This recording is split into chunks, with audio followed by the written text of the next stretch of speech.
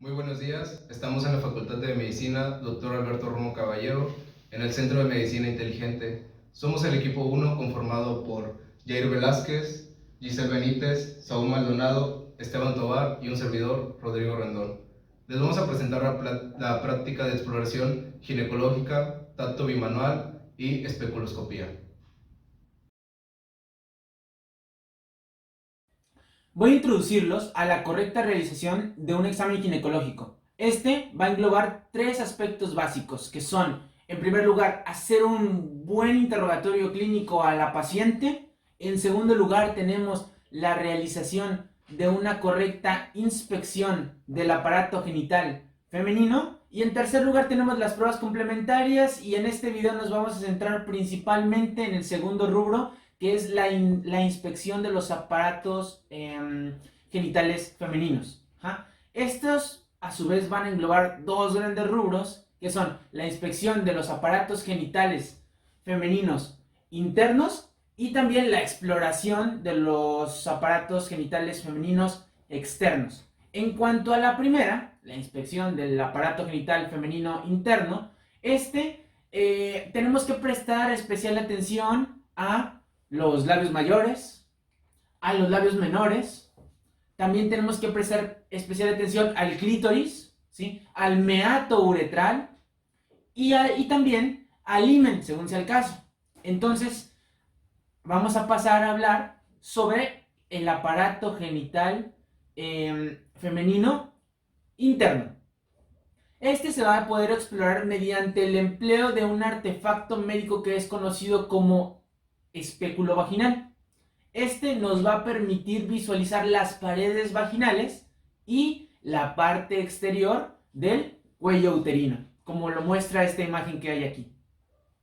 Ahora, tenemos que definir qué es un tacto vaginal, ¿sí? Un tacto vaginal es la palpación de tanto la vagina como de la parte exterior del cuello uterino, ¿sí? Mediante el uso o el empleo de dos dedos, que son el índice y el dedo medio. Como se verá más a continuación en el video. También, dentro de esta introducción, voy a hablarles sobre las indicaciones y también sobre las contraindicaciones que tienen estas exploraciones, ¿sí? Las indicaciones son las siguientes: que sean mujeres mayores a 21 años, ¿sí? Se considera 21 años como la edad ideal para iniciar su control ginecológico, ¿sí? Entonces, es lo más recomendable para ir a consulta. Ajá. Ahora, también en los controles prenatales de embarazo. Además, cambios en el flujo vaginal, ¿sí? Y antecedentes o factores de riesgo para tener cáncer cérvico-uterino. Como contraindicaciones, tenemos algunas como por ejemplo la ruptura de membranas. También tenemos como contraindicación haber tenido relaciones sexuales en un periodo inferior a 48 horas o la placenta previa.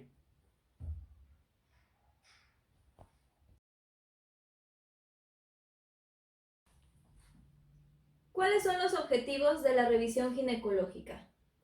1. La revisión de las estructuras tanto internas como externas del aparato genital femenino. 2. El poder describir o identificar las alteraciones o anormalidades de los genitales femeninos tanto interno como externamente. Y 3. El identificar algunos agentes o expresiones clínicas de estas anormalidades y alteraciones. De tal manera que la importancia de la revisión ginecológica va a constar de una doble finalidad: la prevención, para poder detectar factores de riesgos que presente la paciente o bien antecedentes.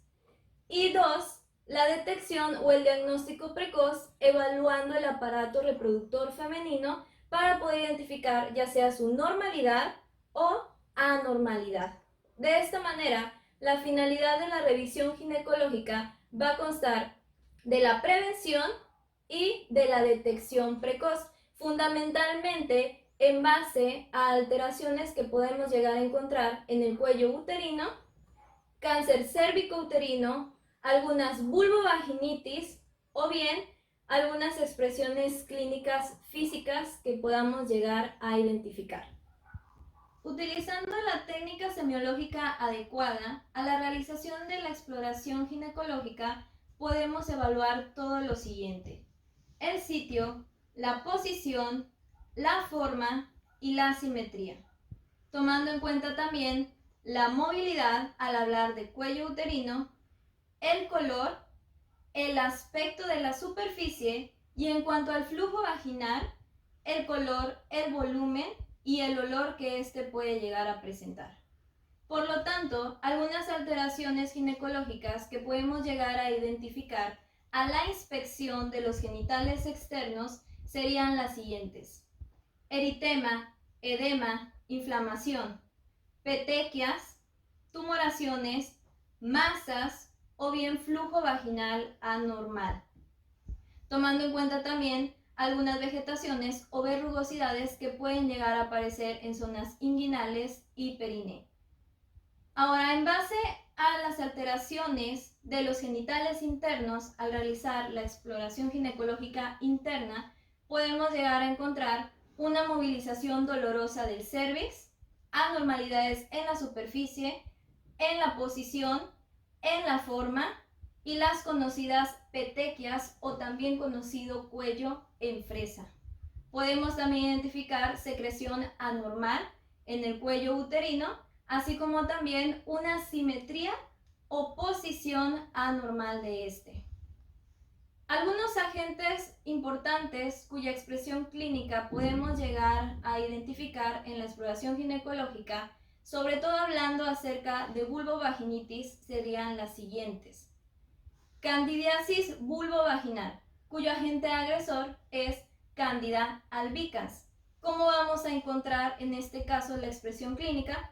Vamos a observar eritema, edema o bien una área de inflamación, además del característico flujo vaginal espeso blanquecino, muchas veces descrito como requesón o leche cortada.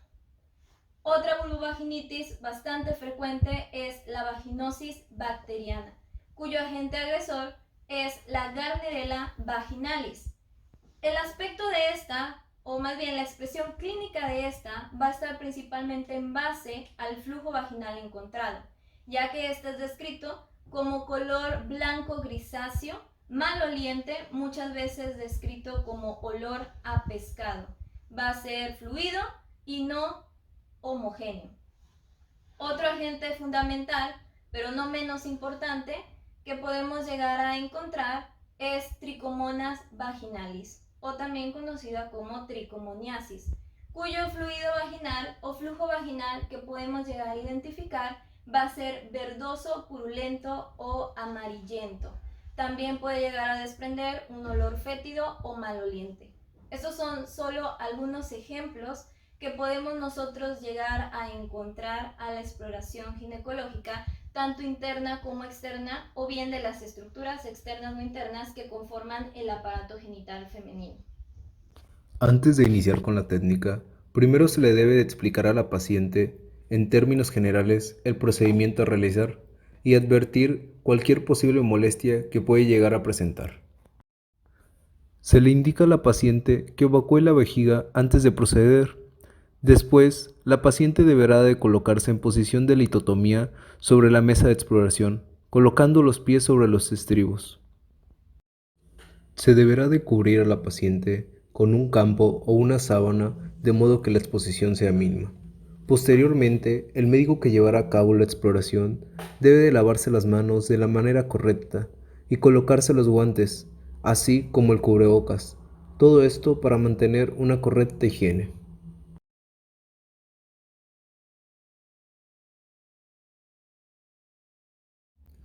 Es muy importante nunca olvidar que es necesaria la compañía de otro trabajador del área de la salud, en este caso, de una mujer. Durante la exploración ginecológica es importante prestar atención a las siguientes estructuras: la distribución del vello, si este es de tipo ginecoide o androide, a la integridad de los labios mayores, los labios menores, el meato uretral, el introito vaginal, la región perineal, la zona perianal, si hay presencia de resequedad, de algún flujo vaginal o también de lesiones, verrugas o condilomas. A continuación, procederemos a realizar la exploración ginecológica a través del tacto bimanual.